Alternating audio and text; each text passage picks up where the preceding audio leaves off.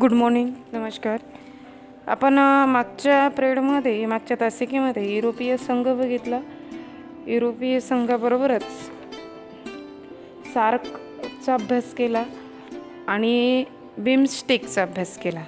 आता या तासिकेमध्ये आपल्याला बघायचं आहे ब्रिक्स. तर ब्रिक्सचं काय आहे याच्यामध्ये, तर ब्रिक्स ही संघटना 2009 साली ब्राझील, रशिया, भारत आणि चीन या उदयोन्मुख अर्थव्यवस्था असलेल्या देशाच्या पुढाकाराने आकारास आली.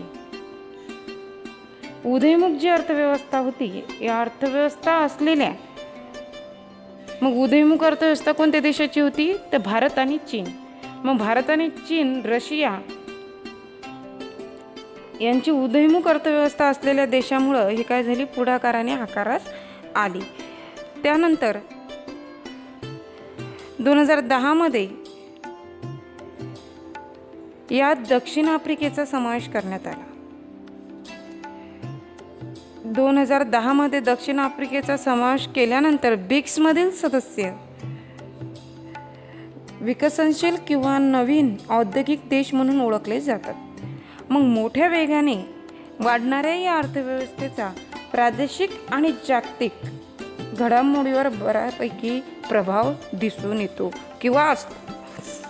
मग ब्रिक्सचे सर्व सहभागी देश G20चे सदस्य आहेत.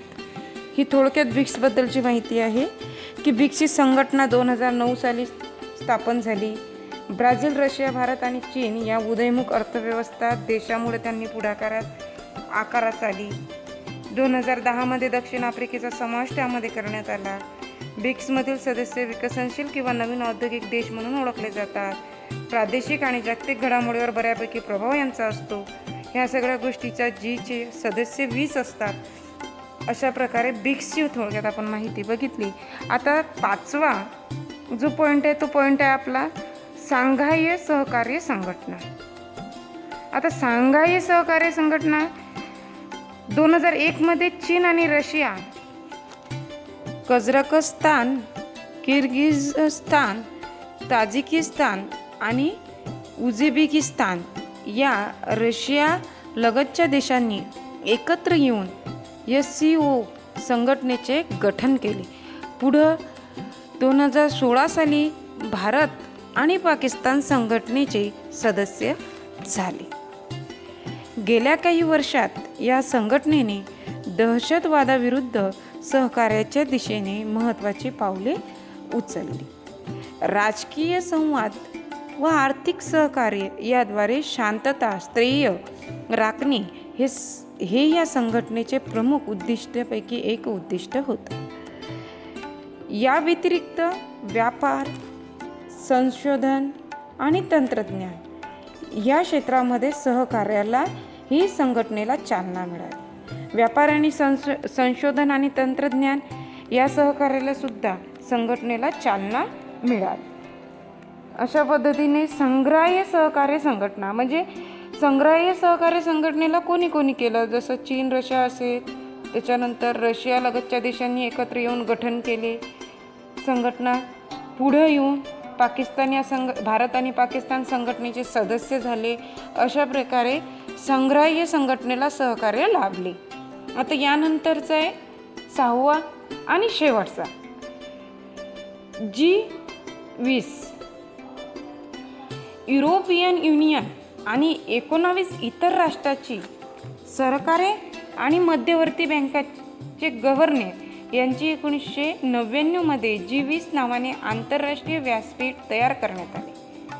मध्यवर्ती बँकेचे गव्हर्नर 1920 मध्ये G20 नावाने आंतरराष्ट्रीय व्यासपीठ तयार करण्यात आले आणि मुख्य उद्देश आर्थिक स्थैर्याबाबत चर्चा करणे हा त्यांचा होता. मुख्य उद्देश काय होता की आर्थिक जे काही बाबी आहेत, आर्थिकच्या घडामोडी आहेत, याच्यावर चर्चा करणे हा सर्वात महत्त्वाचा उद्देश त्यांचा होता.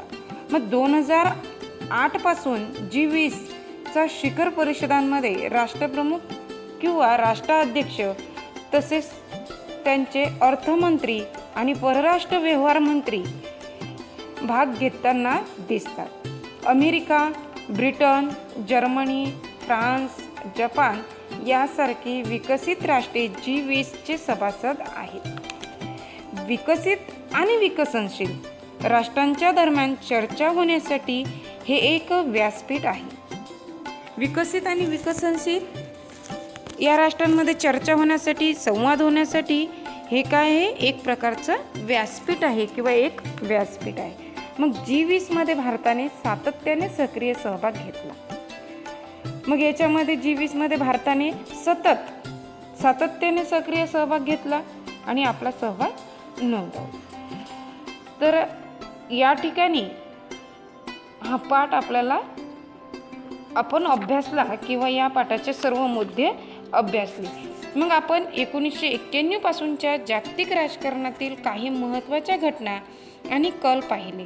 मग सोव्हिएट महासंघाच्या ऱ्हासानंतरच्या महत्त्वाच्या अशा बदलांचा आपण आढावा घेतला आहे की पुढील पाठात याच बदलांच्या संकल्पनात्मक अभ्यास आपल्याला करायचा आहे. याचा आढावा आपण घेतला, परंतु आता यांच्या संकल्पनांचा अभ्यास आपल्याला पुढच्या पाठामध्ये करायचा आहे. या ठिकाणी हा पाठ संपला आणि आपण अभ्यासला सुद्धा. तर आता पुढं तुम्हाला काय करायचं आहे विद्यार्थ्यांनो, की या पाठावरचा जो स्वाध्याय आहे तो तुम्हाला तुमच्या नोटबुकमध्ये, रजिस्टरमध्ये नोंद करून घ्यायचा आहे. मग स्वाध्यायामध्ये काही योग्य पर्याय निवडून असतील, त्याच्यानंतर दिलेल्या विधानांसाठी समर्पक संकल्पना असतील, संकल्पना चित्रे पूर्ण करा असतील, नकाशाचे निरीक्षण करा असेल, चुकी बरोबर सहकारण लिहा असेल, आपले मत नोंदवामध्ये काही प्रश्न असतील आणि प्रश्नांची उत्तरे थोडक्यात लिहा असेल आणि मुद्द्यांच्या आधारे लिहा असेल, असे हे एकूण 6 प्रश्न तुम्हाला दिलेले आहेत. पहिला, दुसरा, तिसरा, चौथा, पाचवा आणि 6वा. आणि सगळ्यात खाली जो प्रश्न दिलेला आहे, उपक्रम, भारताच्या ब्रिक्समधील सहभाग कोणता ते शोधा. तर हा पूर्ण स्वाध्याय तुम्हाला तुमच्या नोटबुकमध्ये, रजिस्टरमध्ये लिहून घ्यायचा आहे. अशा प्रकारे हा पूर्ण पाठ आपण अभ्यासला आणि या पाठाचा स्वाध्यायसुद्धा मी तुम्हाला थोडक्यात सांगितला. तर तो स्वाध्याय तुम्हाला तुमच्या नोटबुकमध्ये लिहून घ्यायचा आहे आणि यानंतरच्या तासिकेमध्ये नवीन प्रकरणाला सुरुवात करणार आहे.